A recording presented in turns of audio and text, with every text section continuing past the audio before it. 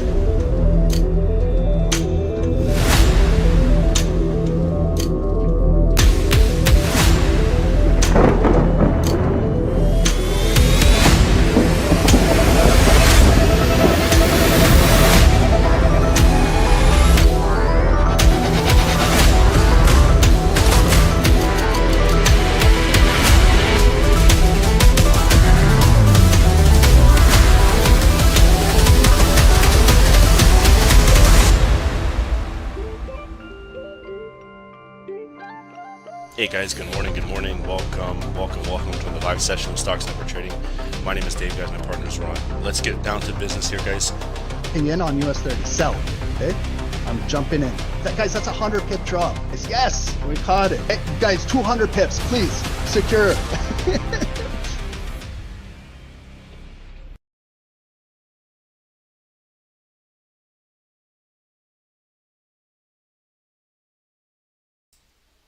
Welcome everybody. Welcome guys. Thanks for joining Stocks Never Trading. Tonight we have a webinar, our first one that we're going to do many of these. It's a new series we'll do, maybe one or two or three per month just to get started. And it is specifically what we're going to do is we're going to talk about individual securities in the stock market. So first of all, we're starting out, we're learning the stock markets now. We're going to go through some stock market and option webinars. I'm going to get you guys familiar with that entire market and terms and everything we need to know. And then slowly we're going to be introducing securities. So you guys get more familiar with these securities, what they are, and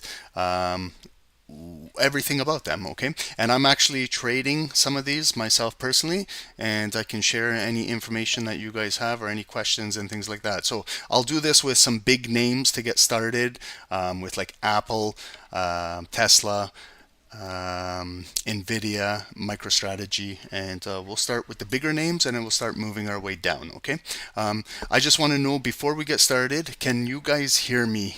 And because I was having some issues with the mic. If I do sound like a chickmunk, please let me know, and then I gotta correct that. So you guys are good on Zoom, you guys can hear me, and YouTube, can you guys hear me okay? Everything all good? How's everyone's day? Good? And as I'm speaking, Bitcoin is pumping right now, and MicroStrategy is pumping as well. So it's moving up in the after hours. Okay, guys, how was everyone's day? Welcome, guys. Amazing day in the markets today. A lot of green, a lot of bullish. We had CPI inflation data released this morning.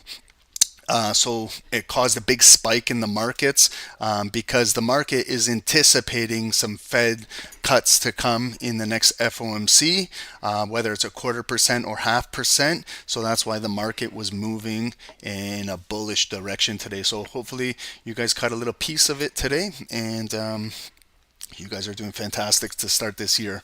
Okay, guys, so I'm going to hit the record in just a moment. I'm just going to let everyone get in, settled in, and we're going to have some fun tonight, okay?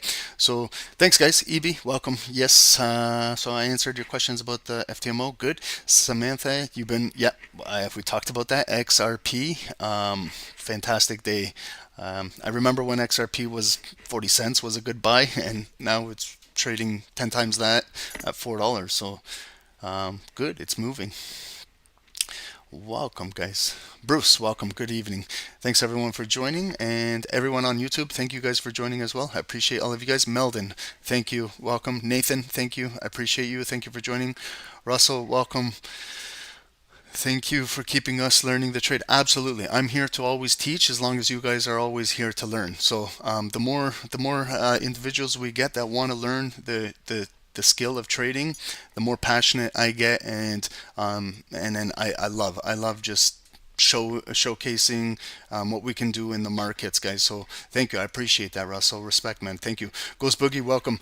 I agree with Russell so much. Can we talk about opening range breakouts for a few minutes? I'm really loving the strategy. I would love to see how you would play. Yeah, we can do that, or opening range or Bs. We can do that right at the end if you're still here. Just briefly, we can talk about it for 10 minutes. It's nothing complicated, real easy. It's good strategy to use, but always backtest. Do probabilities, how much it can play out. But you can get 2 to 3 days per week from a Monday to Friday with nice ORBs on Wall Street market open, depending on what time frame you trade. So yeah, we can talk about that. No worries. Dom, welcome. Thank you, guys. Okay, how's everyone? Good evening, Sally. Welcome. Dennis, my man, welcome. Oh, Dennis, do you see the UFC card this weekend? I'm actually like, the main card, almost every fight is like a main event, so that's gonna be big, Dennis. Oh man. Any UFC fans out there? I'm big into UFC. I love it. I love it. And 311, this is a big card. Okay, guys, I can talk all night about UFC, but that's not what we're here for. We're here for learning a little bit about the markets. Just before we do get started, just want to show guys, this is what we're going to be doing today. Okay, so MicroStrategy, it trades just like any other security you guys are familiar with. This is on the 1 hour, had a big move, pulled back, and then continued to move back up. So you can see where we have resistance here at 380. There's a 380 block up there. Good support was held when it broke 300, tested that low wick of 300 down there, but held nice psychological level, and we've been bouncing since then. And I've been trading this every single day since November, December, January. So I am very familiar with this security. I love the volatility, the way how it trades, especially for scalping and day trading. Unbelievable security. Okay, guys, so there was some news in the markets today. We were just talking about CPI data was released. So you can see core CPI came in lower than the forecast. That's probably why you saw the markets move the way they did today.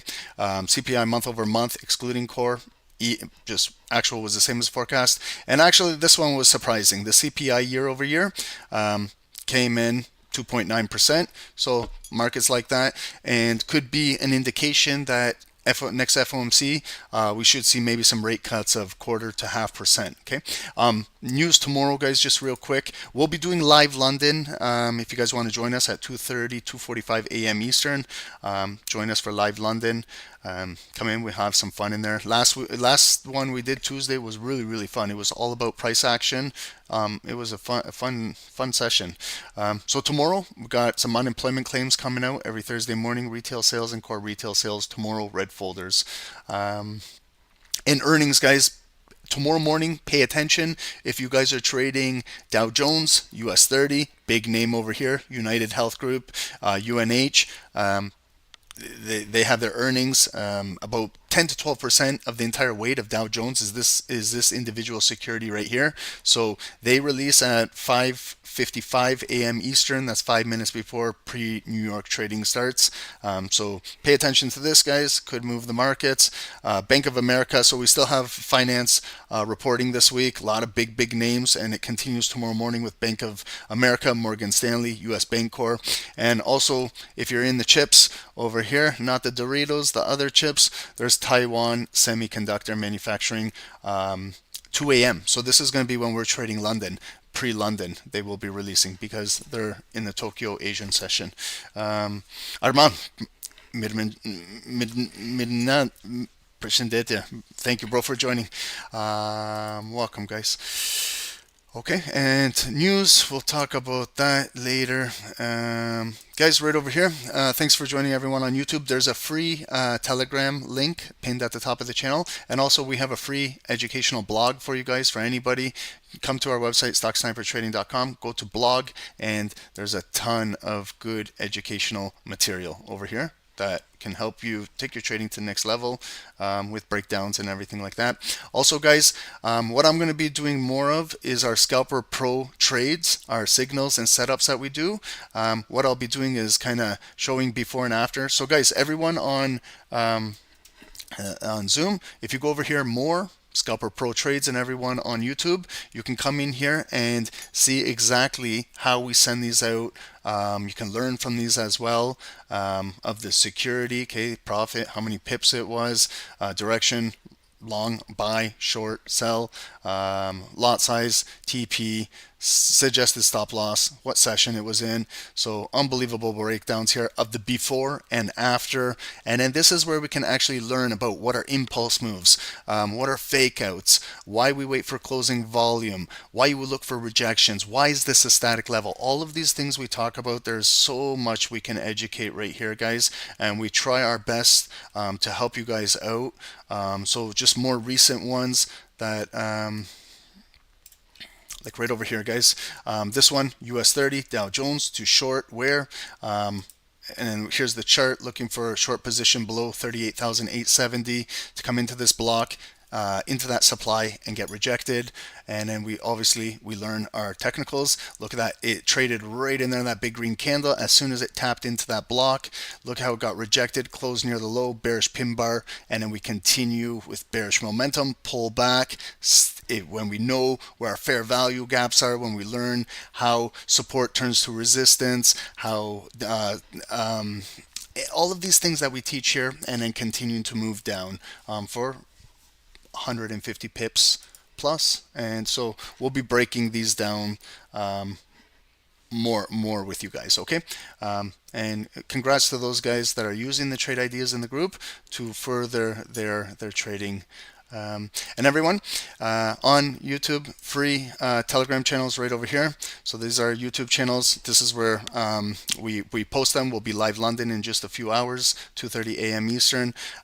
This was also, I'm talking about MicroStrategy. So this was a trade. I can talk about it, how I bought going into the close of yesterday because I was anticipating the market to move bullish on the CPI data. So I got filled. My orders all got filled. I added 150 here, 100 here, another 150 and 20 for a total of 420 because I love that number 420, and I felt comfortable with that many shares going in. And the beauty of stock market trading is pre-market. You can trade in the pre-market before even Wall Street opens up. So when they released the news at 8:30, it was bullish. It went in my direction. I didn't play games, the woulda, shoulda, couldas. I put a limit sell into that volume, and I got filled, and it was a good almost $7,000 trade. So we'll talk more about that. And this is Dave in New York, killing it with the snipers, doing all type of Forex in here, and just doing fantastic, guys. So these are the multiple trades that I'm doing on MicroStrategy. I'm really focused on MicroStrategy right now. You know, when I say dial into one security, get to know it and really study it, and you can really do really well. So that's for anything, guys. Pick your security that you guys are comfortable trading, learn all about it, and have some fun. Okay, guys? I'm about ready to start the webinar. So are we all good? Guys, make sure you have a drink. Make sure you got a snack. We'll go for 1 hour, a little bit. Maybe we'll keep it 1 hour. No, I don't think we should be longer than 1 hour. So thank you, guys. I'm going to hit the record in just 1 second. If you guys have any questions as well regarding the specific webinar we're doing, ask away. I'll try my best to answer everything, but I also read the chat, both chats after the session, and I write things down if there's any important questions that I miss that I can do for next session, and go like that. Okay, guys? Are you guys ready? You guys are very quiet tonight.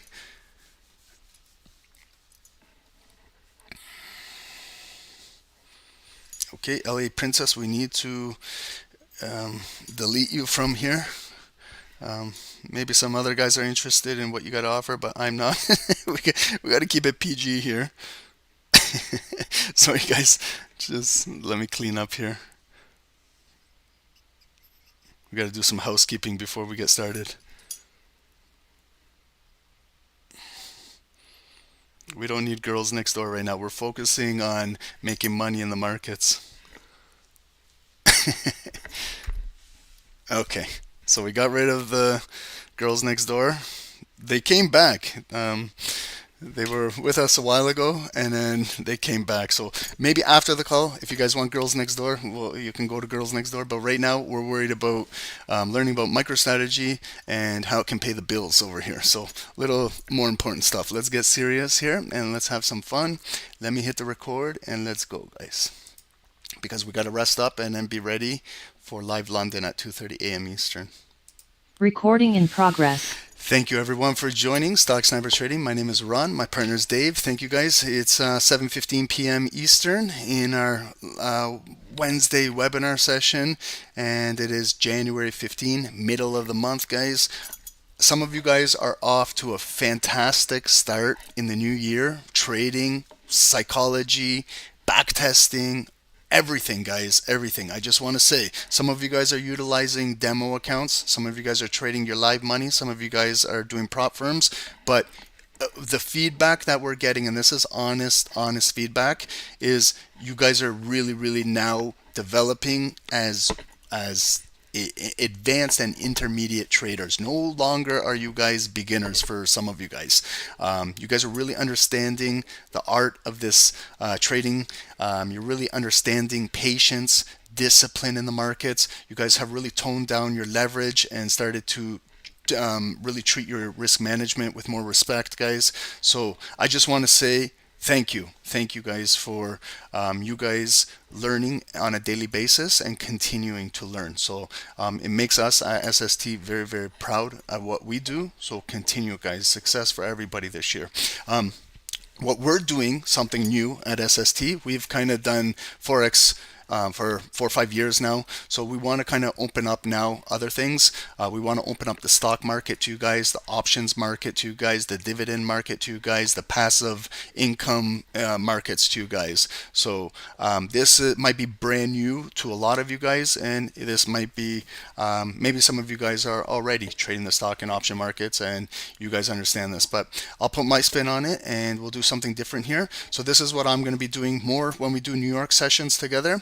Whether it's New York or post New York, we're going to be focusing on the stock and options markets. We're going to start off with stock equities, then we'll move into options because options is a little bit more difficult, more advanced. So we'll learn the basics and then we'll move our way in, and then we'll stick with Forex during London session. So okay, guys. So just that's the plan going forward for a little bit. I hope you guys enjoy it. And also, Dave is doing Forex Steady in the New York sessions with the snipers, along with everyone in Discord. And guys, shout out to Scotty. He's not, I don't know, he's not on the call with us, but he's killing it in Discord. I'm super proud of Scotty, from where he came from and what he's doing now. He's the Dow killer, guys. He's the Dow killer in the group, and now he's moving into NASDAQ. So indices, my man Scotty, respect. He's killing it. Charting, helping the team out, answering questions, unbelievable. Guys, get in Discord in the indices and, thank him for everything he does. He's an amazing person. So thank you, guys. Okay, so let's get started over here. Recording is on. Fantastic. So today what we're doing is we're going to focus on this company called MicroStrategy. And in the stock market, you guys might see this dollar sign. And what is it? This is kind of just the ticker name. You always have to put in the dollar sign in order to find these. And its abbreviation is MSTR, Mr. over here. Okay. How many of you guys actually are familiar with this company? How many of you guys have never heard of this company? How many of you guys have traded this company? Okay, let's get this call started with a little interaction. Anybody familiar with this, or some of you guys maybe have absolutely no idea what this is? What's the general feedback over here?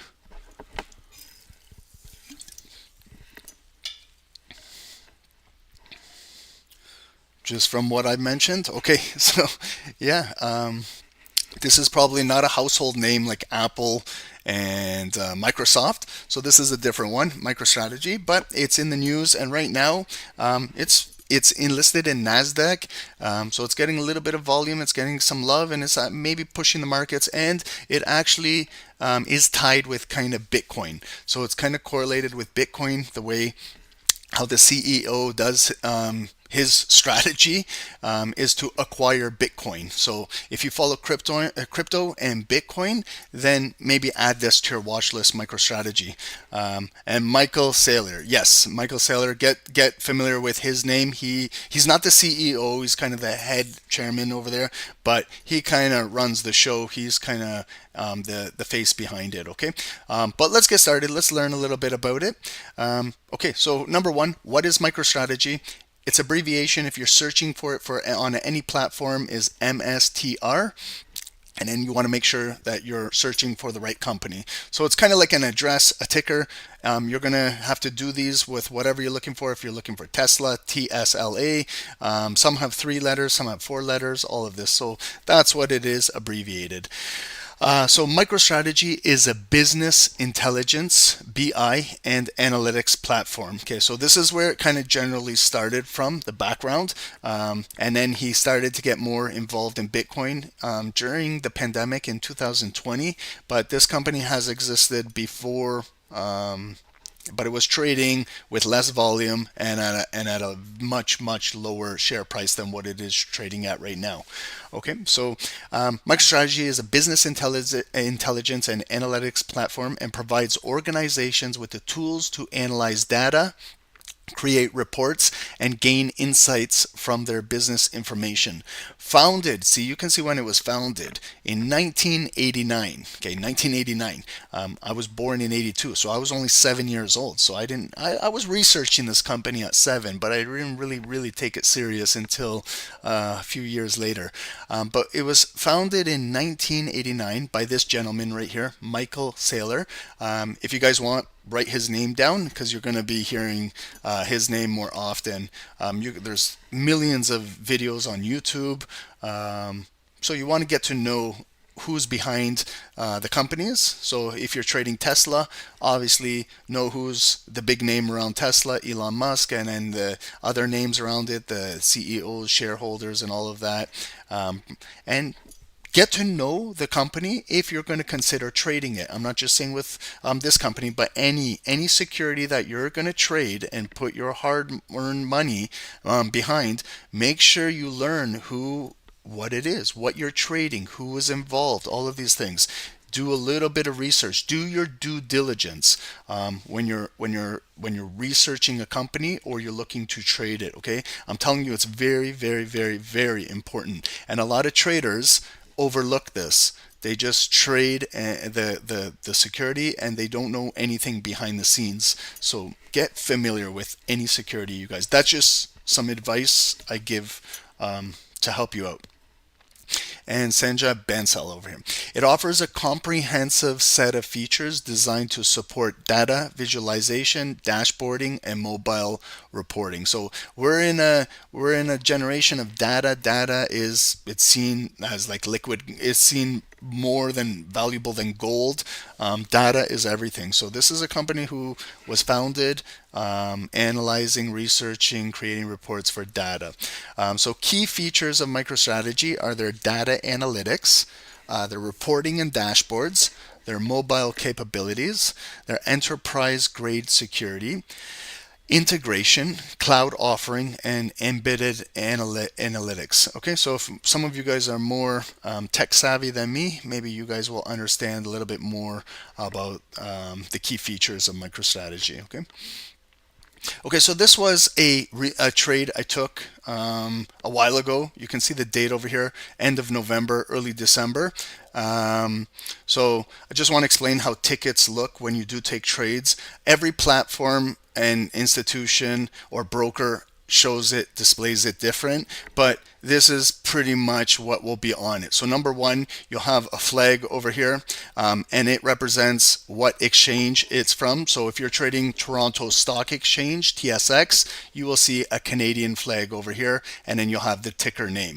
Okay, this one is obviously, it was traded through Wall Street, so you see the American flag. If you're trading anything to do in the German Stock Exchange or anything, those individual securities, and you're trading that market, you'll see like the German flag. So this just represents a general ticket of the exchange. Here again is the abbreviation when you're searching for it, MSTR, and then there's the full name, trading name, MicroStrategy Inc., and it's A over here. So some have these A, B, some don't have it. Okay, and at this time the share price was $417.38. On the day it was up $28.54, which was a total of positive 7.34%. Okay, so that's a really big day, and what we do as traders here at SST is we aim for 0.5, 1% per day. If you can get that, that's your daily goal. Get out of the markets. This security was moving almost 7.5%, so it was quite possible to get your daily goal out of here and get out of the markets and go on with your day. So there's a bid, you guys know this, a bid and an asking price. Okay, so the bid, this is like lots over here. It will show like how many contracts and everything. So on the bid is $417.16. On the ask, sellers are asking $417.56. So you can see the spread. from 56 cents to 16 cents is about a 40-cent spread. So you can see that this has a wide spread, this particular security. You might see other securities that have maybe at 1 penny, a 2 penny spread.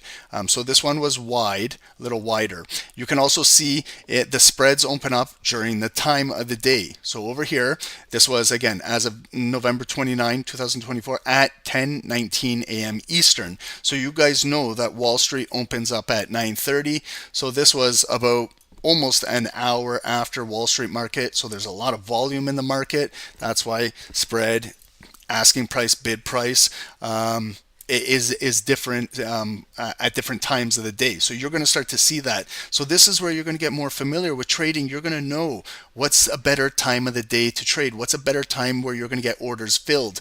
And then there's a difference between what we're going to go when we go back to learning about the terminology. You guys know there's market executions, market orders, and then there's limit orders. Okay, some of you guys are already doing this with Forex. You guys are getting familiar. Remember, a limit price you are setting to get filled exactly where you want it. So right now, if I put a limit price in, let's say I want to get filled closer to the bid, but not like where the seller wants it. So if I want to put in a limit order for a buy, maybe 4 pennies above the bid, and I want it at $417.20, I can put that limit buy in. And then if there's a seller that wants to fill in that order, then it will fill my order. But do you guys understand the concept is that I want that fill at my exact price. I don't want to pay more, I don't want to pay less. If it comes to me at 417.20, it will get filled, okay? But the pro and con with that approach is sometimes it will not come and fill you because you're sitting waiting at a discount and the market might be continuing to move bullish and move away from you, okay? So there is pros and cons, and we'll talk about that on its own individual webinar, okay? And if you do a market execution is you're putting it live in the market instantaneously, and the market makers will grab your order and they'll fill it at the next available price. So it all depends too on the size. So if you're putting in 1 share, 2 shares, it'll probably get filled faster at more of a competitive price. If you put in 100 shares of the company, and that's why you got to understand volume when volume comes into the market. So you want to trade securities that are liquid. You know that word liquid, okay, guys? So you can see I'm using a lot of words that we've used that we've learned trading Forex, but now we're putting it into the stock markets. So we want to find securities that are liquid because the more liquid they are, the more volume we can get filled at better pricing. So if I put a market execution in, it'll fill me maybe at an average. So you can see the seller wants 417.56, the buyer wants 417.16. If you put a market execution in, you can't choose what price you want. It will get filled at the market price, okay? And let's just say it's in between here. Maybe you might get filled at $417.35, for example. So you can see it was maybe 20 cents above the bid, 20 cents below the asking price, and then the market kind of filled you in right at the middle, okay? And you can't be mad at the end of the day if you didn't get a proper fill, if you didn't get what you wanted, and it goes both ways too. When you're in profit too, another thing that I want to mention is this is for buying. What about when you're in a trade, you've already executed it, and now you want to get out? Okay, you can do a market execution and you'll get filled at whatever price is at the market, and you're out. So it might be a little bit above what you wanted, it might be a little bit below what you wanted, but you're out of the market, okay? Sometimes you got to do that. If, like, I had to do that this morning when I was trading, if you're trading news and things like that and you just want out of the trade. But if you're more specific, you can set a limit price. Let's say you got in at 417.35 and you want to get out at $420. pretty much $3 per share in profit. If you bought 10 shares, you're up $30 and you want to close out that trade, but you want specifically 420, you can put a limit sell order in to get filled at 420. So you're kind of now over here. You're on this side of the equation. You're asking. You're now the seller, and you're asking to get out of the trade at $420. Okay. So now you can see when you are the bidder when you're trying to get in a trade, and then you're the seller when you're trying to get out of the trade. So you can do a market execution both ways on a buy and a sell, and you can do a limit both ways, in and out. Do you guys, is that good? Guys, this has nothing to do with today's webinar, but I'm just kind of breaking down this ticket. I have a specific webinar set for you guys explaining that in more detail. This has nothing to do with what we were talking about today, but it's just, I want to make sure you guys understand this, okay? Maybe that's news for you too if you're trading Forex. Now you know the pros and cons of limit and market executions. Okay, so at this time I purchased 288 shares. I was kind of positioning myself. Maybe I bought 100 and then another 50, you know, kind of averaging in. So there is that type of strategy where you can kind of position yourself into trades. You don't have to go in with your entire position. You can, you know, add on dips or whatever you want, however the market is moving. Okay, so if you just multiply 288 shares of MicroStrategy, multiply the price at what it is, this is where you get the market value. So the market value, I put in 120,000 and some change to get into this trade. Okay, and you can see, oh sorry, over here my average cost 288 and the average cost was $396.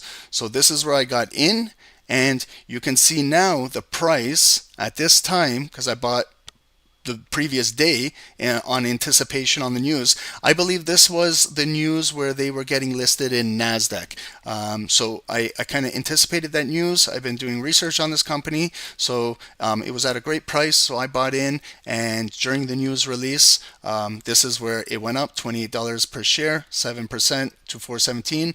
And this is where I closed out the trade. So this is a closing ticket. This is like a receipt after you make a purchase. If you go to the mall and you make a purchase, you get a receipt. This is kind of the receipt from the market, telling you everything, the details of your trade. And so my average cost and where I sold it, my book cost was 114,000, and then the market value at that time was 120,000. So the difference is, in this case, it was a good positive trade. I made a gain. If you take a loss, it will be red over here, and you're going to take a loss.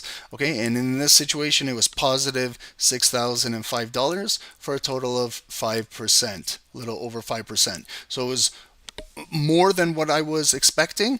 It worked out well, and it was the trade was complete. Okay, so that's how a ticket may look on your particular broker or platform when you start to take trades. Okay.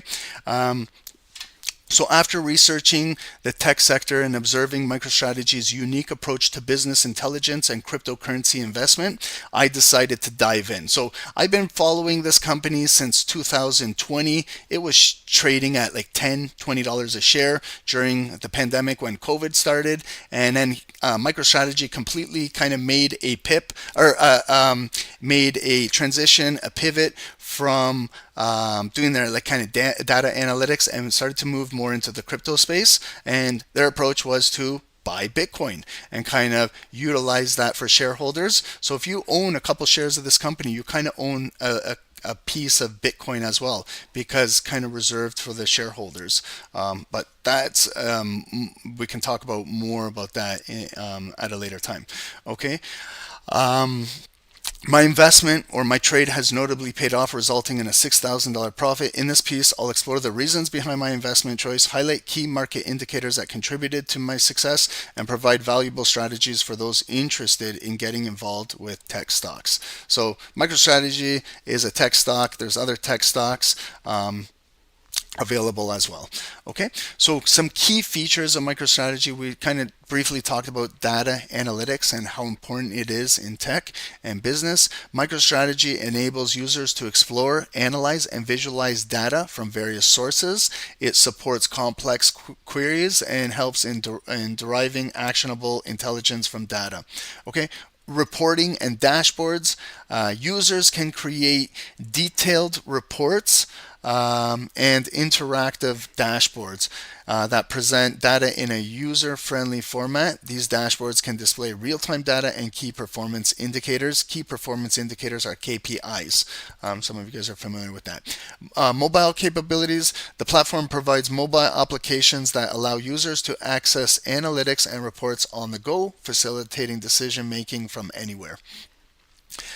Enterprise grade security. So MicroStrategy offers robust security features, ensuring that data is protected and compliance with regulations is maintained. This is particularly important for organizations handling sensitive information. Integration. MicroStrategy can integrate with various data sources, including relational databases, big data sources, and cloud services, making it versatile for different IT environments. They also offer cloud offerings. MicroStrategy provides a cloud-based platform, allowing businesses to leverage its analytics capabilities without the need for heavy on-premise infrastructure. And then we also have embedded analytics. Organizations can embed MicroStrategy analytics within their applications, offering end users integrated insights without switching between platforms. Okay, so this is kind of just a little bit of a background of the history of what MicroStrategy does. Is it what they kind of do right now? Maybe that's a little part of their business, but I think they're more now into the crypto space, and that's why it's taken off that we've seen. So just a little bit of back behind MicroStrategy. In the 4 years from 2020 to 2024, like I said, it was about $20 a share, and it skyrocketed up to $1,500 per share. Like, it was unbelievable, the run that this thing had, from $20 to $1,500. And then what they did was a forward stock split because they needed to issue more shares, more supply for the market because there was such high demand. So your supply and demand. So what they did was it did in fact kind of can dilute shareholder, but also if it's done 10 to 1, your shares would multiply by 10. So for example, if you had 10 shares when it was at $1,500, they reduced the share price because they do a split 10 times, and you might see some companies do 10 to 1, 5 to 1, 4 to 1, 3 to 1, 2 to 1. You'll see a split. So they're splitting the shares. They're cutting them, dissecting them into smaller pieces to spread them around the market for more demand, but it's going to add more supply to the market. So it can be a pro and a con the way you look at it. But the market cap of the company does not change. So if I had 10 shares at $1,500, it's $15,000. And then when after the split happens, the share price is reduced to $150. 1,500 divided by 10, $150. And your shares, if you had 10, now you're going to wake up in the morning and you actually have 100 shares of MicroStrategy. And at 100 shares, multiply $150, you're still at the $15,000 market cap that it was always at. So nothing really changes, just the share price gets decreased and you have more shares. So this is a way in the future, then more buyers come in at $150 and then drive the price back up to 200, 300, 500, maybe 1,000, maybe back up to the 1,500, and then your shares would multiply. And if they want in the future, they could do another forward stock split and your shares would just multiply. So I've been involved in long-term holding with Apple. It's one of my long stocks since 2008, and I've been fortunate enough to be part of multiple forward stock splits, just increasing my share within Apple. So most of these big household names, these companies and securities, the Magnificent Seven are often do forward stock splits. Not all of them do, but some do. So if you remember, Tesla did one, Nvidia did one, Apple does them, Amazon, and so on and so forth. Okay. If there's the opposite, a reverse stock split, that is absolute destruction to shareholder. Those are a lot of those pump and dump and shit stocks, I call them, and penny stocks and things like that. If you've been part of a reverse stock split, it is very, very unhealthy for the corporation. It's very, very unhealthy for the investor or trader as well. It's the opposite of what you want to happen. So a forward stock split is healthy.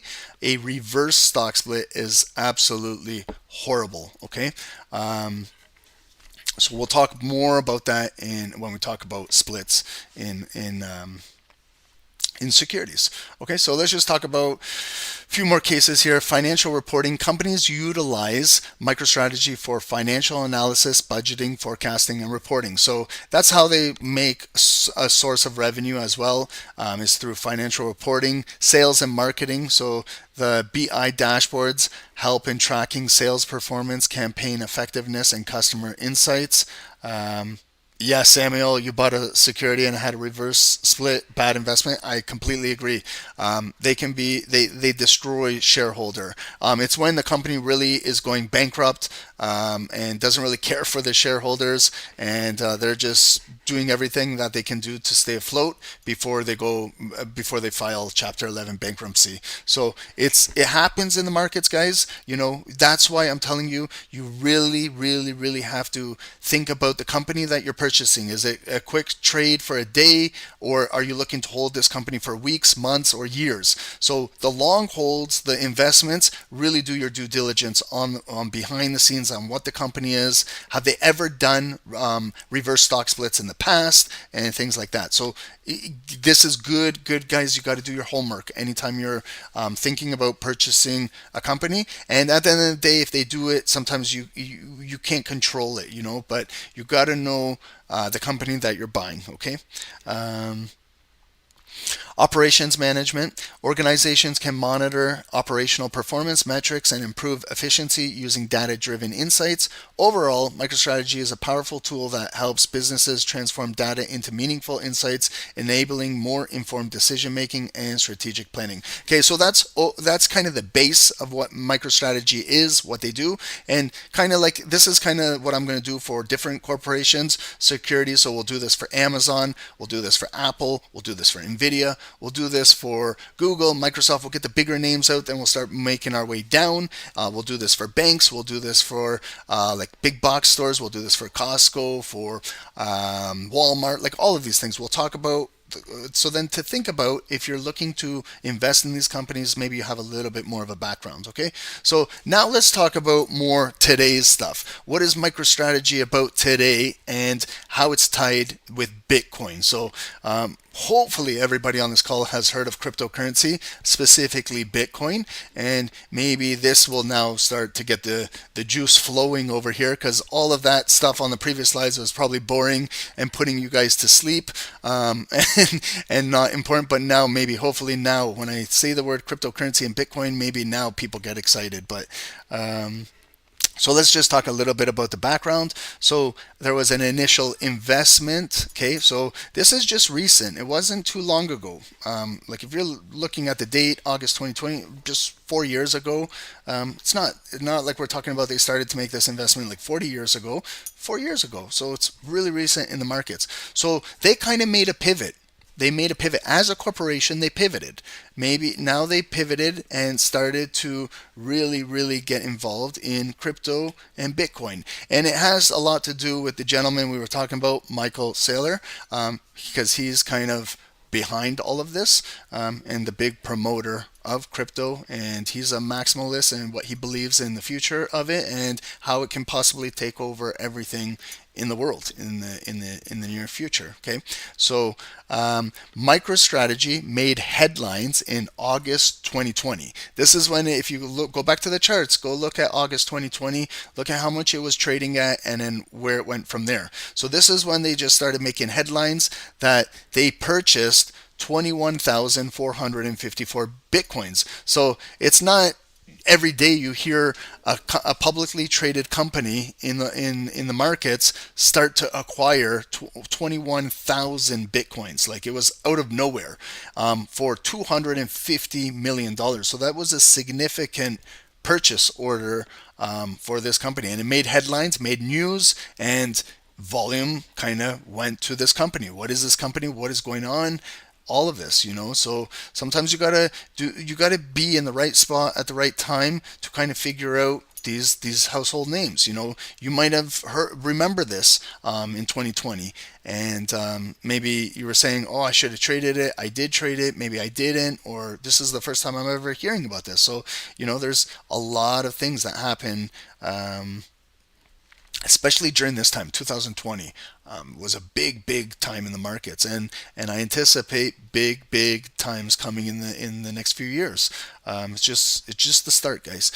This move was part of a strategy to invest in digital assets as a hedge against inflation and currency devaluation. So you guys already understand inflation. We had CPI data released today. So is inflation still hot? Is it cooling down month over month, year over year? You got your basic inflation, you got your core CPI, excludes food and energy and all of that. So also currency devaluation. You guys understand when the Fed and Powell, when they start printing money, it devalues our fiat currency. It devalues because you're printing more and more supply for the market. So that's why things go up when you're going shopping. Everything goes up due to inflation. So this was a pivot for MicroStrategy to hedge against inflation and currency devaluation. And we look right now, 5 years later, and we look at his strategy, and he was right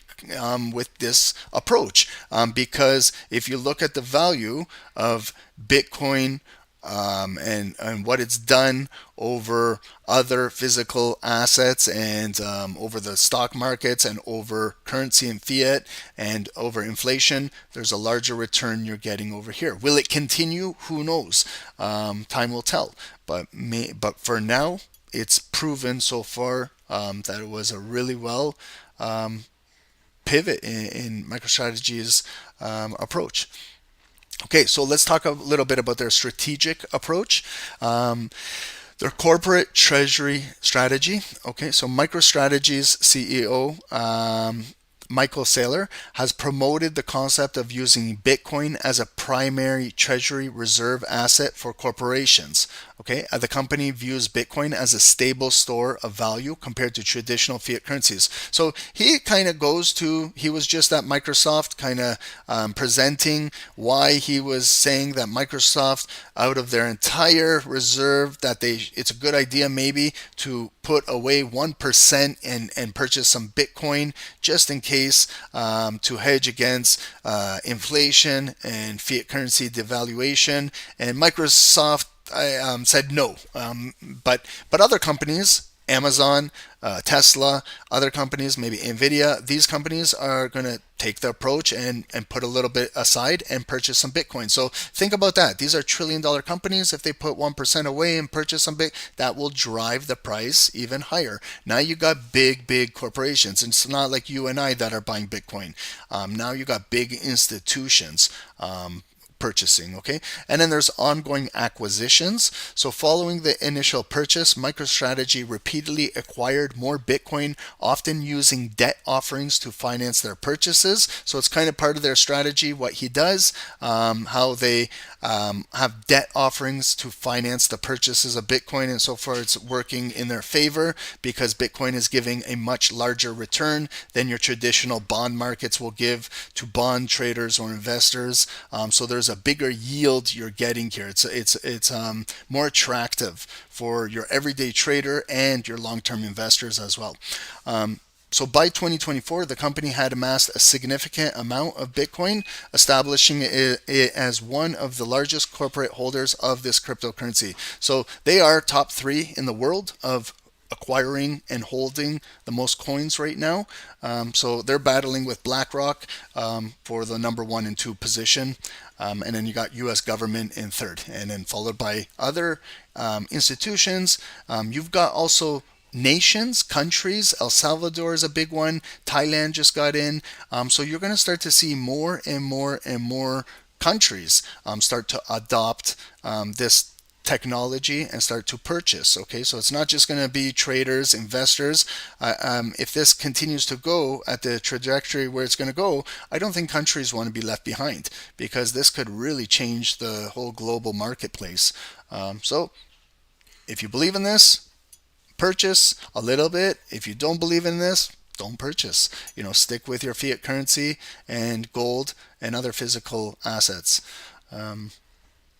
So public advocacy. So Michael Saylor has become a public advocate for Bitcoin, discussing its merits in various forums, conferences, and social media, which has contributed to broader discussions about cryptocurrency among corporate leaders and investors. So if you go on YouTube, I'm sure if you type in this name, either MicroStrategy or Michael Saylor, you're going to get a million videos come up, and you can go watch the older ones, you can watch the more recent ones, you can watch the one that was just released 5 minutes ago, and start to but not just with MicroStrategy. Do this for any, if you're going to trade Tesla next week, make sure you figure out what's going on with Tesla, any latest news. If you're going to trade Nvidia, make sure you know the CEO, make sure you know Jensen, make sure you know what this man is about, and you get to know them. Okay, might make your decisions a little bit easier when you know who's behind the company.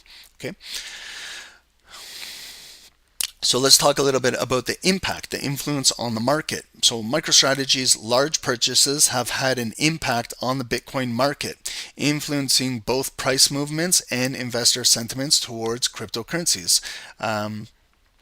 Perception change. The company's actions have encouraged other corporations to consider investing in Bitcoin.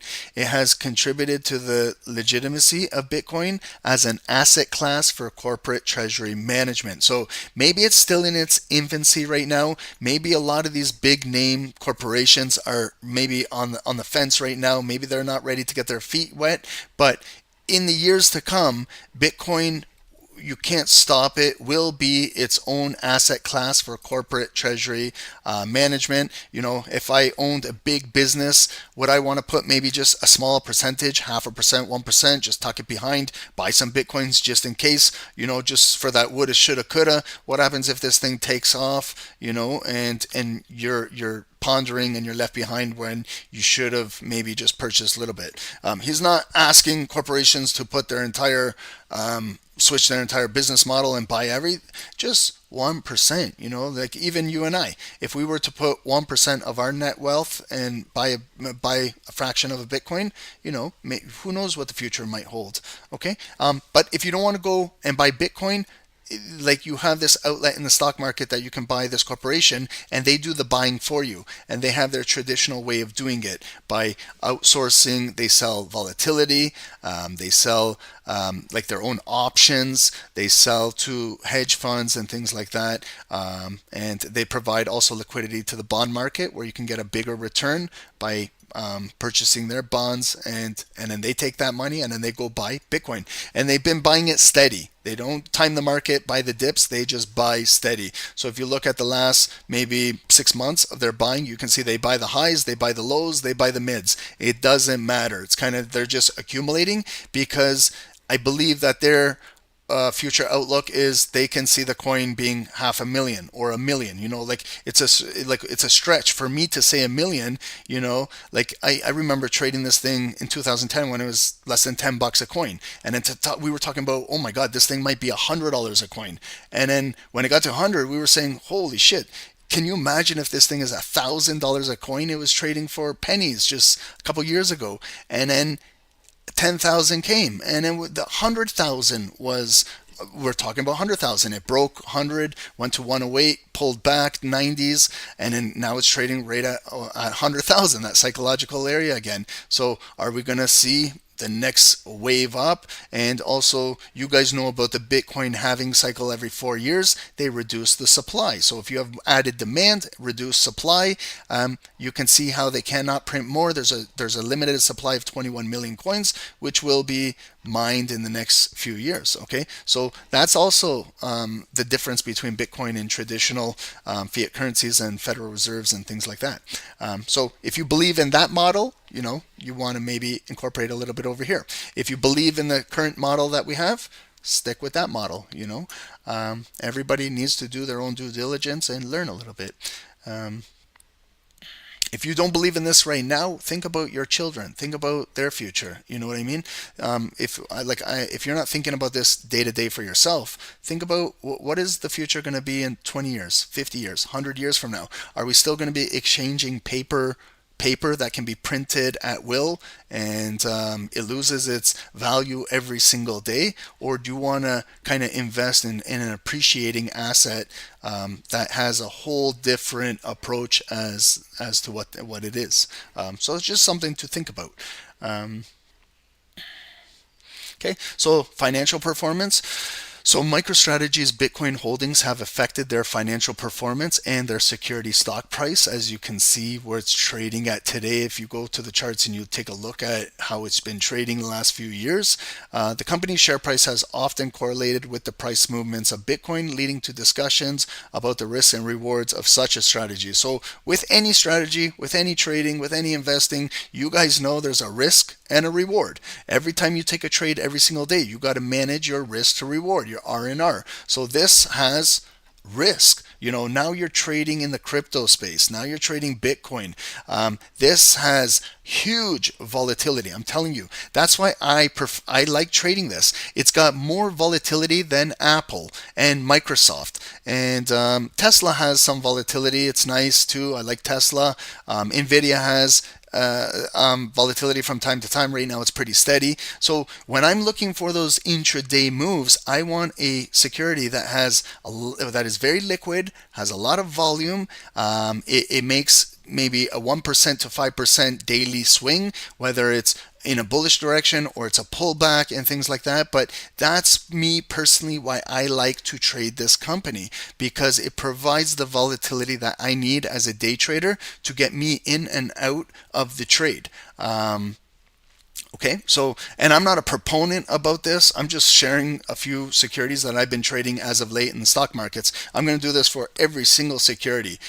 So I'm not a financial advisor. Dave and I are not financial advisors. Let me just make this clear. This is just education, entertainment, what we're showing you here.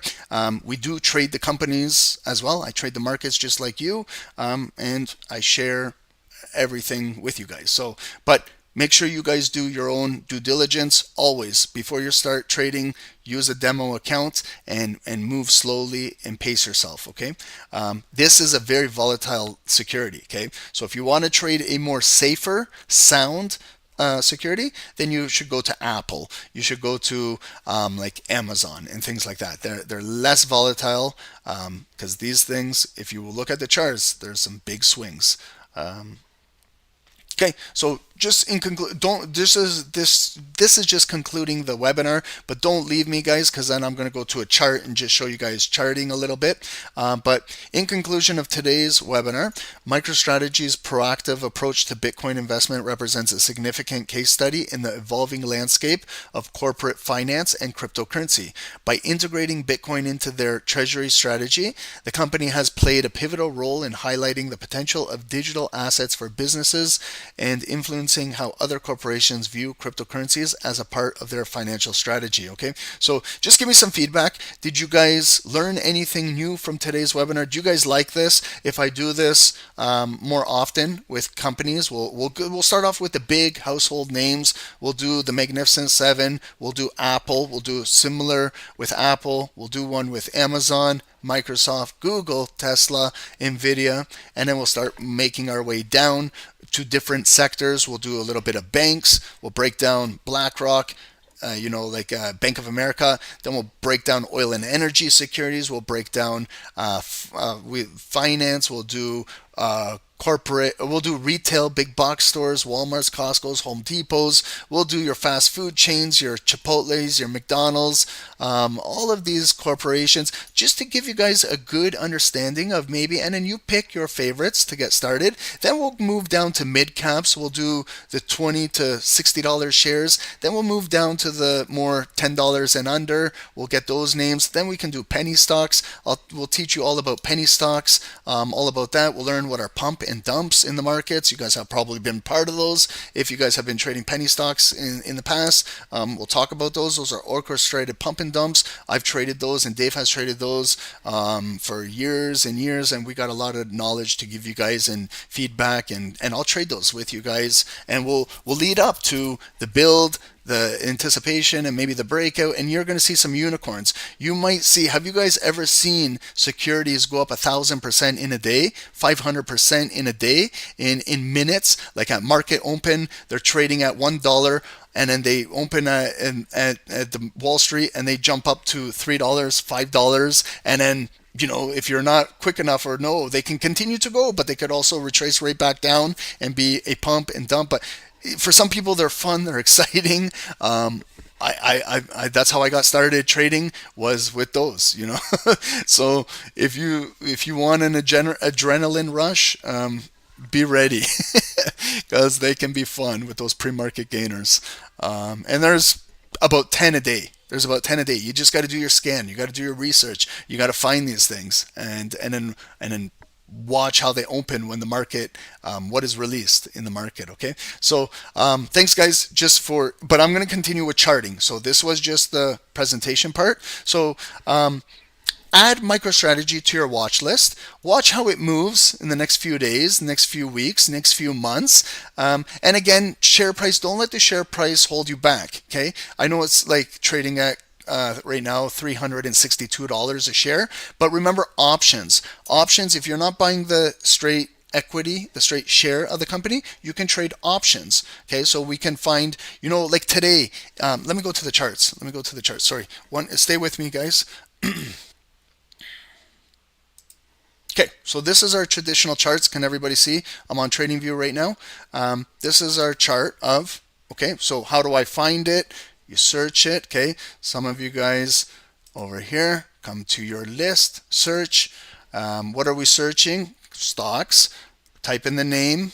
Okay, you can either type in the name or you can put in the abbreviation. So there it is, MSTR, MicroStrategy, and it trades on the NASDAQ. There's our US flag, and we add it to our list. Okay, so I've already added it to our watch list, and this is the security right here.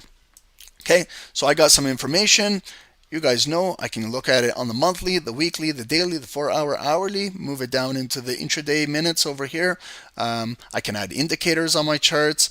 I can do whatever. This blue right here, you guys see how it's kind of color coded on. This is just basic. Right over here, the blue is, what is it showing? What's the blue showing? It's showing after hours. You can see 4 p.m. and we're trading right there until right now. It's kind of the futures market open at 8 p.m. right now in the Asian session.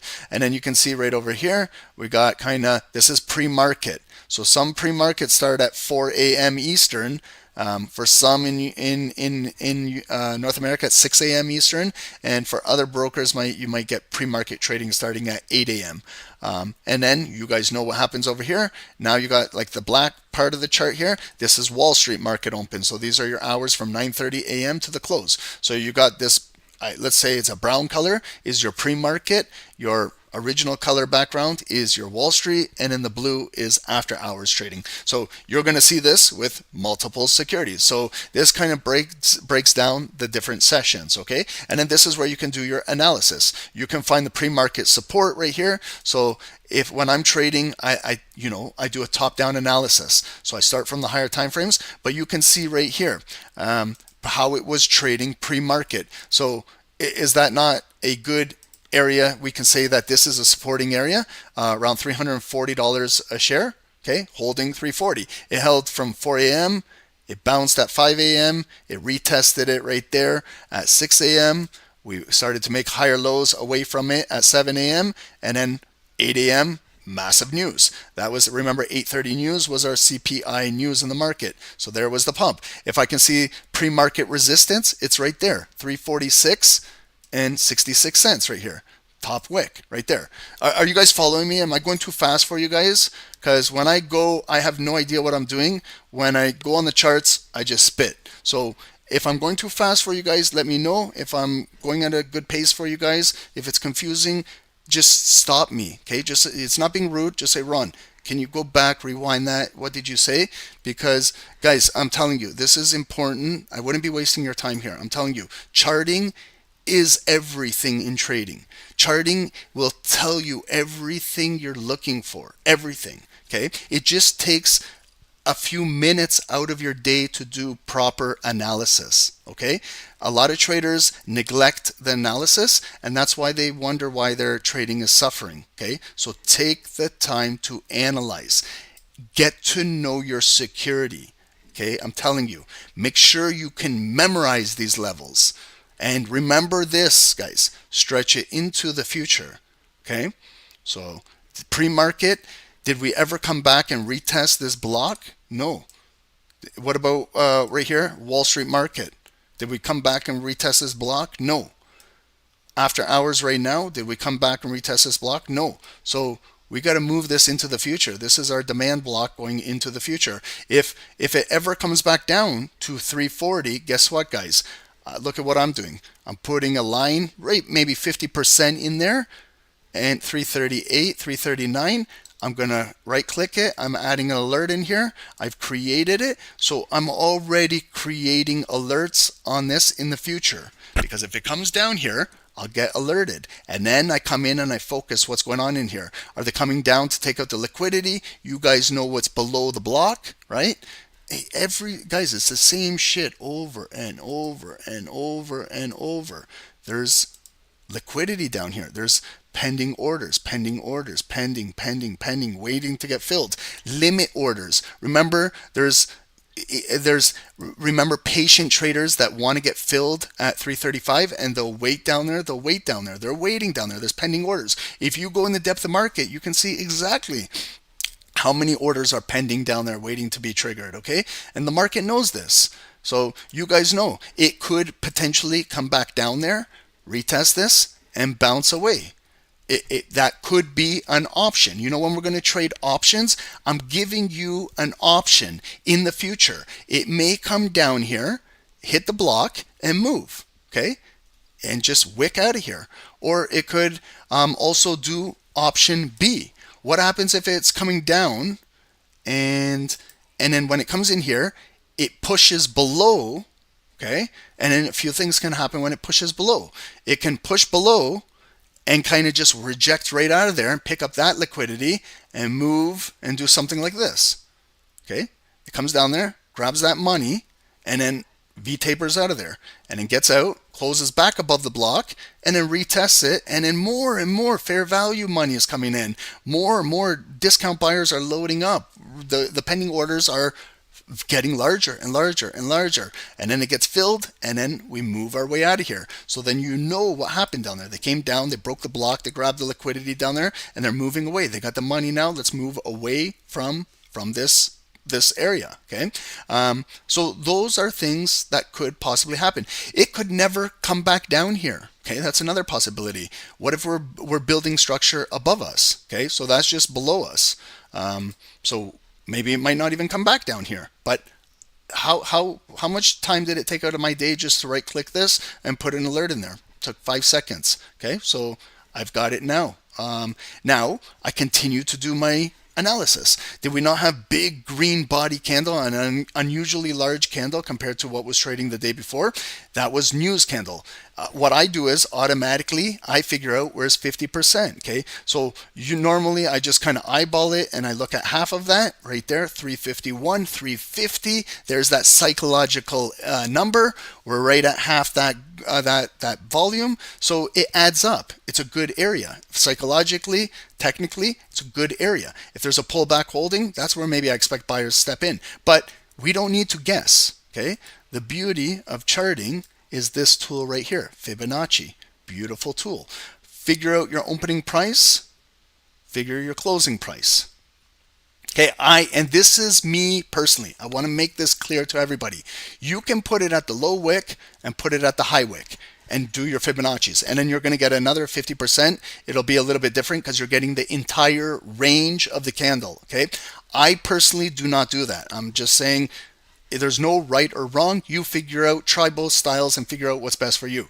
The reason why I go from the opening price and the closing price is because that is more concrete, that's more volume, that's the money. It opened there for a reason, it closed there for a reason. The range I can still see by the wicks, but I don't kind of figure out where's the heart, the golden zone. I do that by basing it off of volume. I don't know why I do that. I've just been watching candles for the past 20 years and I feel comfortable doing that. So now I can see 0.5, that is in fact 50%. So I can place a line right exactly with the use of Fibonacci, and then I can see the price. Look at it, guys. I do not make this shit up. I'm telling you guys on a daily basis. What is that number? You guys tell me. Okay, if we're at an auction, remember, the markets are a live auction. Think about time and sales and transactions. Efficiency, that's how markets move. They move on efficiency. They don't want to even move off a penny. Like, that's how efficient these markets are. Because for institutions, a fraction of a penny can be millions of dollars. Okay, think about that. A fraction of a penny for these big banks and institutions and corporations and hedge funds and can be a matter of millions of dollars. So do you see come on guys, wake up on this call, please. What does that white line say? That price right there, $350.51. Samuel, 1 penny over. You're telling me that that's not psychologically that mathematical number is positioned precisely, okay? And I'm not making this up, guys. I kind of eyeballed 350, what I was saying, but I didn't know 350 and 51. Now, right down to the exact. Now, figuring out a nice block. I get this question. If I had a penny, every time everyone asks me, Ron, where is the block? How do you identify the block? I would be retired right now. How many times I get asked this question? Here is the answer, guys. Figure out where's 50%. Put thumbs up in the chat if you guys can do this, because I'm telling you, you're gonna set yourself up for success. Listen to what I'm saying, guys. Pay attention right here. Do you guys know how to find 50% of that volume? If we can do that, then this next step is easy. Grab your rectangle, okay, your tool, and go from your 50%. That's your psychological midpoint. So we're going to go 1 standard deviation above and 1 standard deviation below. Okay, I know I'm using these big fancy words tonight. Ron smoked a lot of weed, so he's using standard deviations. Let's bring it down to basic English. Go to 1 line above and go to the next line below. Right there. Do that. Okay, in plain English. Okay? And then you see what I've done on the Fibonacci. So I've brought it right up. What's above 0.5? It's the 618, the golden line. Okay, this is a mathematical ratio that's been around since the 14th century. Okay, it's been back tested for 700 years. Okay, so if you want back testing, this ratio right here has been back tested from the test of times here. Okay, so 618, 1 notch above and 1 notch below, I'm down to my 382. Now this gives me a nice zone, the fair value zone, the discount zone, the heart of this volume. Okay, you can also add a volume profile analysis on your chart and maybe show you where heavy volume is traded, and it might be right in here. So don't stop, stretch it into the future. Okay, I'm going to ask you guys, has MicroStrategy came back in this block? No, it hasn't. It moved. It almost did. Look at this. Right at 9 a.m. Okay, when Wall Street market opened, after that big news, it made the high right up there at $361.55. It retraced back and closed right there at $357.66. At 9 a.m., Wall Street market opened red. So opened red, dropped all the way down to $353.07. It didn't penetrate in this zone. Okay, so just a little bit, a hair above it. So made a higher low. The depth of market was wanting to buy above this zone.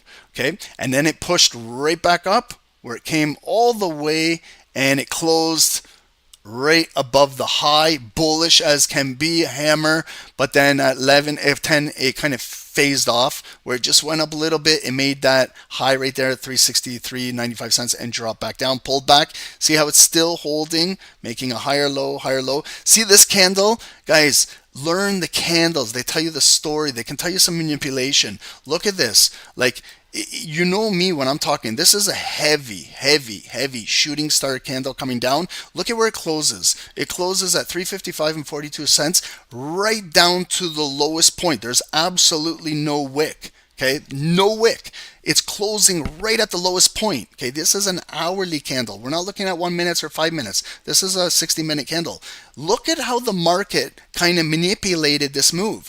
If we close right there at the bottom of the candle on heavy selling volume and a big massive rejection, should we not open red with that momentum and drop further?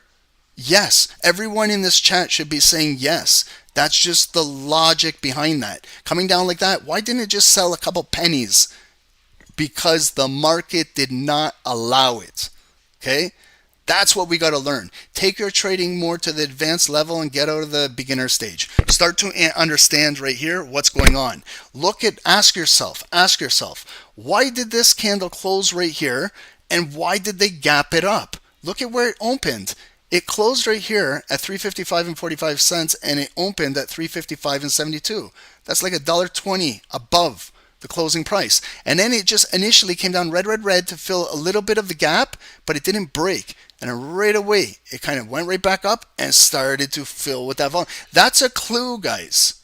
Make sure you understand clues in the market. Here was another one where it kind of pushed down, closed near the low, closed, they gapped it up. That's a bullish ignited candle from what we teach here at SST, and pushing right back up. Okay, start to learn this, guys. That's why everyone asks me, Ron, why do you zoom in right on the candles on the 1 minutes? This is exactly why I do this. And if you follow the volume, higher low, higher low, higher low, a little swing, the volume kind of slowed down, and then it started to pump right here in the after hours. Okay, now it's coming right back down, big bearish engulfing candle. It's going to close very soon. Okay, so sorry, I was just talking about fair value. Is that okay, guys? Did you guys understand what I just said? So this zone now, the volume is still above us, hasn't came down. What I do is I make this a green zone, demand to represent the buyers, and stretch it into the future. Okay, right there, Samuel. And what I do right there, the 0.5, the midpoint, I can go to the high, I can go to the 618, I can go right in the mid, I can go at the bottom. I put an alert in there. Right click, add an alert, absolutely, create it. I got my alert. If the volume ever comes back down red, maybe tap right there at the top, maybe come right into the mid. That's where I get my alert. I focus then what's going on. Maybe it bounces out of here. Retest this. You got a double bottom, maybe a double bottom with a higher low, and we're set to go. Okay. Maybe it will close back below here. Okay. What happens if it does that? If it closes below there, I still keep the zone static, but I just change the color of it. Okay. Because if the volume, the only thing that's variable that's moving, if it closes red below there, then these orders might get pulled out of the market, and then more offers are going to come in because it started to close below this concrete support level. Okay, so then what I do is same zone, just change the color. Keep it I'm a visual person. I like visual. I like to keep things easy. Green candles, green zones are the buyers. Red candles, red zones are the sellers. That's how I've been doing it from day one. Since I've been studying this since I was like 7 years old, and I keep it the same. I'm almost going to be 43 in a couple weeks, and I still do the same strategy I was doing since I was 7 years old. Same shit, guys. It's like we're coloring. It's fun. I got my kids doing this. They're learning, guys. Teach your kids this stuff. It can change their life in the near future, but make sure they get their education. This is on the side. But look, it breaks down. Buyers are buying it back up, but then there's a big seller absorbing. There's your lower high, and then your drop where? Down to our next green zone where I have an alert. to see if it bounces right here. Okay, so simple support and resistance, simple supply and demand. Okay, so going back to just recap that trade right over here. Okay, so on Telegram, where is it? I took that trade. I want to just briefly talk about this trade. Okay, so right over here, you can see I added going into the close, okay, of yesterday. I have another photo that shows you the times here. Where is it? Yeah, right over here. So I started an initial purchase yesterday on anticipation that CPI was going to bring good news where the market was going to push up with it. And then I've been also watching the technicals and the charts of MicroStrategy, how it's been accumulating, and positioned it perfectly for this time and sales of this event. So what I did was, just before power hour, right when I was going to grab my kids at school, I added 150. I put in an order for 150. It got filled. 5 minutes later, I added another order, 150. 302. I saw how the power hour started to open up. I added another 100, and then I finished it off with 20 shares at the top for a total of 420 because I love the number 420 and it makes me happy. So I had 420 shares going into the close of the market, holding in after hours. And so if we go back to the chart, if we look at when Ron started to accumulate this, here it was. So here's our 3 p.m. Tuesday candle. So I was kind of buying the dip here where it was coming down and then buying it back up right here. So could I have bought the high up there? No, that was 2 p.m. I was following. Why buy 355 when I can start to get filled at 340, 345, 346 in around here, okay?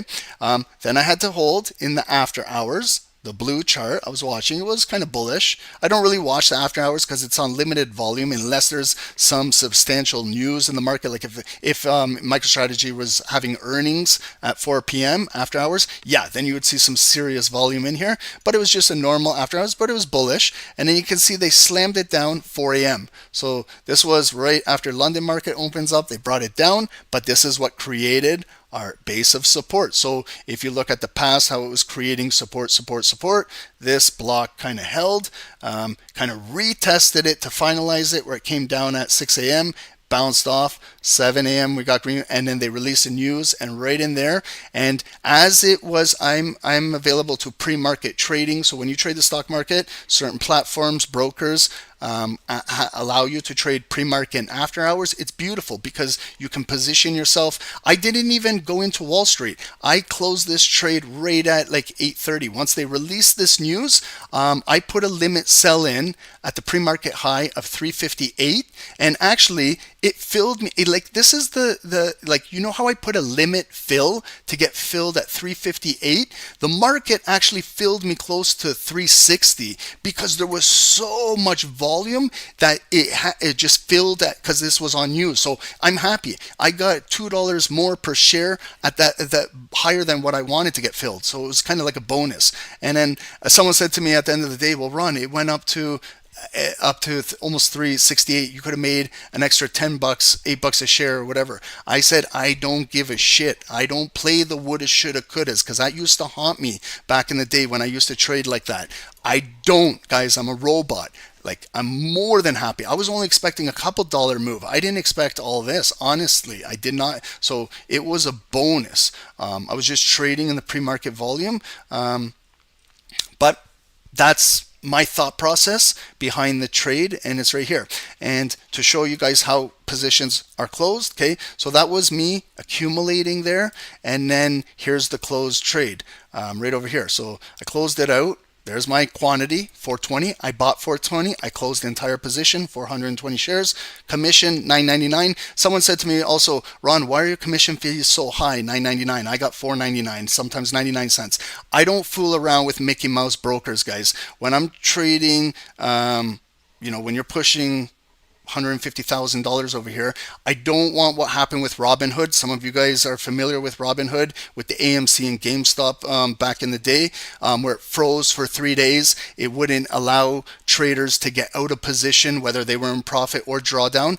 I cannot risk that, okay? I don't. So I've been trading with TD Ameritrade all of my life. Like I bank with them. They're my financial institution. I love how they fill appropriately. I have no issues paying $10 a transaction to get filled and get out where I specify without any games. I like the pre-market trading. I allow the aftermarket trading. So I can get this reduced down to $4.99 if I want, and just like that. But I'm happy with that. So someone asked me about that. It was a great question. So guys, when you are choosing platforms, brokers, make sure you do your due diligence on the broker. So there's Interactive Brokers, there's Wealthsimple, there's Questrade, there's Robinhood, there's TD Ameritrade, there's Webull, there's a million other ones. Okay, so just get familiar. Schwab's, Fidelity, yes. So you guys know. Yeah, Val, it happened to you with Robinhood. Robinhood maybe has fixed that glitch that happened, but I lose respect for any company that does that does not allow a trader to get out during market hours when they want. Like, it was just, I don't like that. So, if someone asked me, Ron, why didn't you trade there? It's cheaper. Sometimes cheaper is not always necessarily better.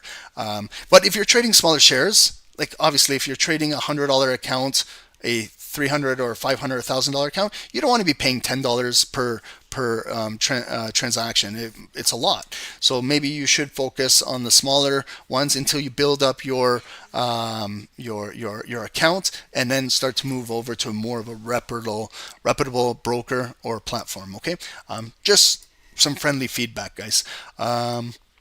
Okay, so I will be doing more and more of these webinars, with different securities in the stock market focusing, and we'll do more charting, guys. For the stock market, it's more like swing trading, more anticipating the move. So this is where we're going to do more forecasts. We'll do calls. We'll start to do a real top-down analysis, starting with a monthly, starting with a weekly. So if you go back to the monthly on MicroStrategy, remember what I was saying, where it kind of all started right over here. So here it is. Remember what I said? Check out August 2020. This thing was $15 a share, and then right there, that's when they purchased that big amount of Bitcoin, and it jumped from $15 in 1 month. It was trading 2x that, $35, and just kept moving. In January of 2020, look at how high it went up to. Guys, it broke 130 and then pulled back. Look at the pullback.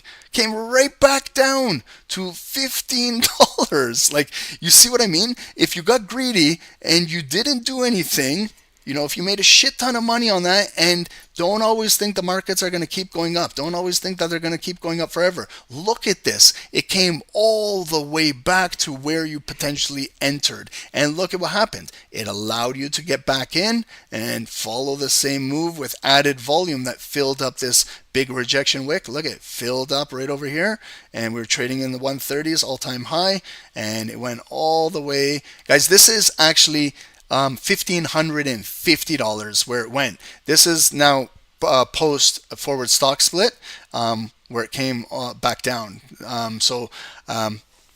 This was with the stock split and everything, guys. But this is where we're trading at right now. Okay, so this is on the monthly. You can do your analysis, do whatever you want.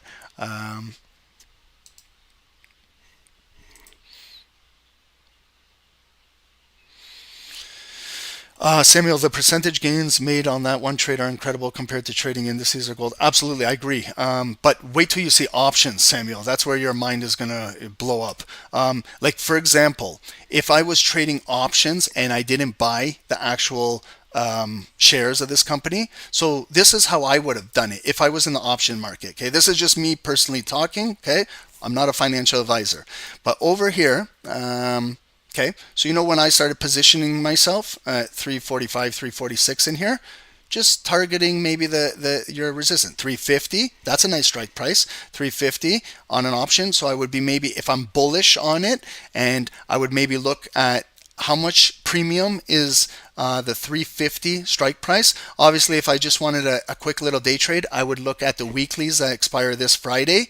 That expire, what is today? 15 Wednesday. So I would look at January 17s that expire this Friday because I'm looking for a quick trade. I don't need an option 1 month out of the money with a big premium. I want something at discount, something quick, nice for an intraday trade for scalping. But we'll get more into that. But I would be looking right there, 350, maybe a 355. Yeah, 355 is the top of the wick. If you had a 360, 365, those guys that bought the 370 calls, holy shit. I'm telling you, on an implied volatility move like that, I don't even want to mention the percentage gain. It's ridiculous how much you can get on that option. You can see options go up 50%, 100%, 300%, 500%, 1,000% on moves like this. So it's incredible, and it's a fraction of the cost what you're buying. So you're getting an option. Okay, so let's say for example that 350 contract is trading at I'm going to say $15. To buy it. Okay, remember it's $15, but you need to multiply an option by 100 because it's a contract of 100 shares. So it would be $15 multiply $100. So it would actually be purchasing about $1,500. So that's what it would cost you to buy. I'm just saying, for example, it might cost to buy that strike of 150 expiring this Friday. The premium on that, the asking price might be $15. You got to multiply it by 100 and then you get 1,500. But if that moved up that quickly like that, that could have 10x, 20x, 50x, 100x I've seen in options in just a fraction of time. Okay, and then you can close it out whenever you're happy. But options are fun too. It's a whole different world that we're gonna educate and show you guys a few things. Okay, so let me know, did you guys enjoy tonight's webinar? It's something different. We're going to get back into our other webinar. We'll be focusing more on the stock markets again, terminology. Guys, let me just, don't leave me yet, just right over here. Okay, so our signals, we're going to come in here, learn all about our signals, trade ideas. We're going to do some, we'll pivot to, we'll show you some maybe stock securities, some patterns, what we're looking for. But we'll help you guys out here. Free blog for everybody. And also under our education, right over here.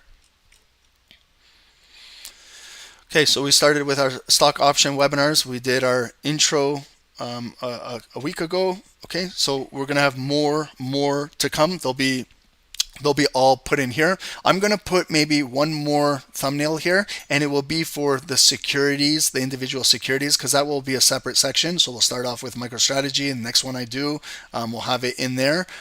Also over here, guys, in the super systems of trading, I kind of was doing this, and then now I stopped to get more in stock and options, but I'll be doing this as well. So journey of a trader, what is a sniper in trading? Learn the history of price action, what is trading, what is investing, what we'll start to be doing now in the stock and option market, learning all about what is money, learning about the correlation between the US dollar and DXY, importance of a financial education, trading and investing, how it can help you out, becoming a trader, the pros and the cons. Okay, I don't want to make it look like trading is just everyone is going to do well in this. No, it's a tough business, but it rewards those that are disciplined and work hard, and you guys are all at it, working hard, and the market is blessing some of you guys for the new year already. We have a guy in our group who's, let me just show you guys, I cannot make this up. I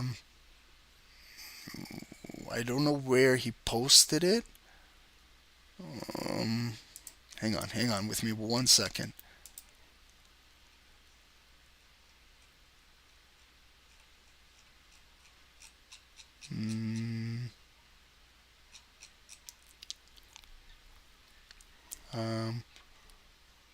Oh, this is I didn't even read this one. But guys, I want to thank SST and community for helping me get over, this is Serge, the hump psychologically. I became a member back in September, and this is my testimony. Before this, I wanted to give up. I was so stressed because I'm sick of my job, which leaves me little time with my wife and kids. Blown prop firms, which is my fault with demo trading and journaling. I can't believe I came across Ron on YouTube and his webinars. It sucked me in because he was actually educating everyone for free. I thought to myself, this can't be real. I was extremely high too loud. That's awesome. Someone that would take their time out of their day to educate for free is truly commendable. It took 4 webinars and that was it. I signed up. The rest is history. I still have much to learn in 2025 and has been started off. I thank you all. And he's already win rate at 75%. So congratulations. Like this is awesome. It wasn't in there. I don't know where it is, but he's taking about $60 and it's up to 4K compounding. It's unbelievable. What's going on in the group so far. So continued success for everybody. I wish the best for everybody, guys. It doesn't stop there. Okay, so I just stopped here. Pros and cons, master smart money concepts, essential weekly tasks in successful trading. Make sure you abide by your weekly tasks. Importance of understanding the risks and challenges in trading. So make sure you guys understand the risk in trading. Make sure you guys understand how to overcome the challenges in trading. And then I left off here the tape to tape trading. That's how I trade, tape to tape. Whether it's Forex, whether it's futures, whether it's the stock market, whether it's options, I trade tape to tape, zone to zone, what I showed you guys on this chart right here. These are, in other words, tape, levels, lines, whatever you want. Just fill in with volume and you get paid. So like if I was taking a sell from here coming down to there, maybe that's it. Boom, in and out of that trade. That's all you need. Hit your daily goal and get out of these markets, guys. Okay. So tomorrow, well, in a couple hours, we've got Live London. Join us. YouTube and Zoom, 2:30, 2:45 a.m. Eastern. We'll get started. We had a fun London session Tuesday. Did you guys like how we did that? Like all price action on one security on gold. We followed it. Too bad it made the move after the call, but we'll see what's in store tomorrow. Guys, thanks for your attention. I appreciate it. Do you guys have any questions about anything? I'm just gonna stop the recording. If you guys have any questions, real quick. Recording stopped. And make sure, guys, on YouTube, if you can like and subscribe, leave us any comments. And Zoom, are you guys good? Val, amazing. Good session. Awesome, guys.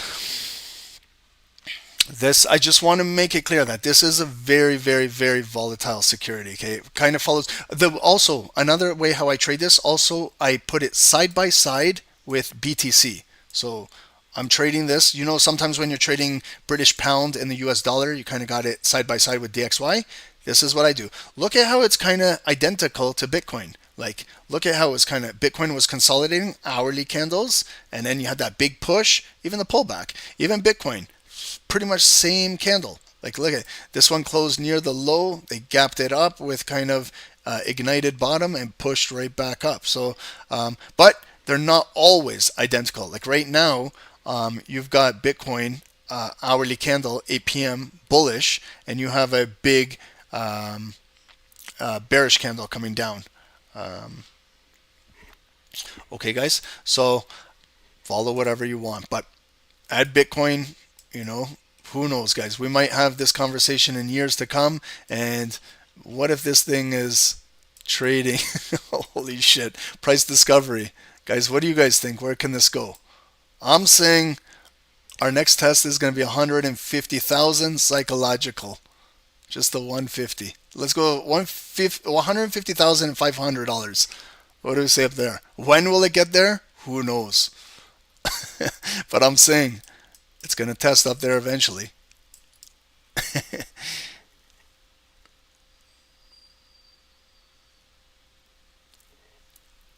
Okay, guys.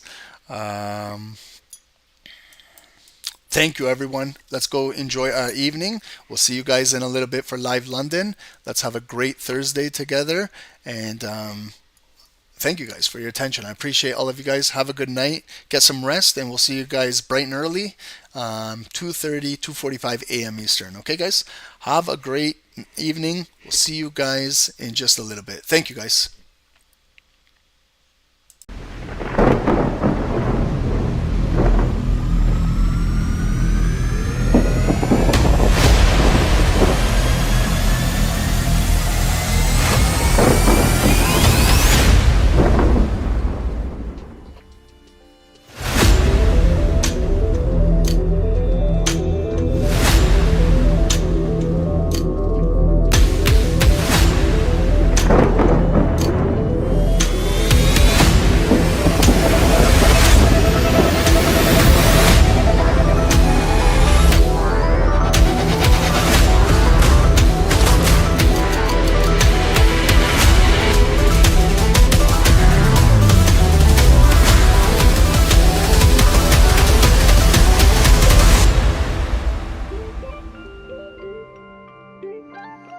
Hey guys, good morning, welcome to the live session of Stocks Number Trading. My name is Dave, guys, my partner is Ron. Let's get down to business here, guys.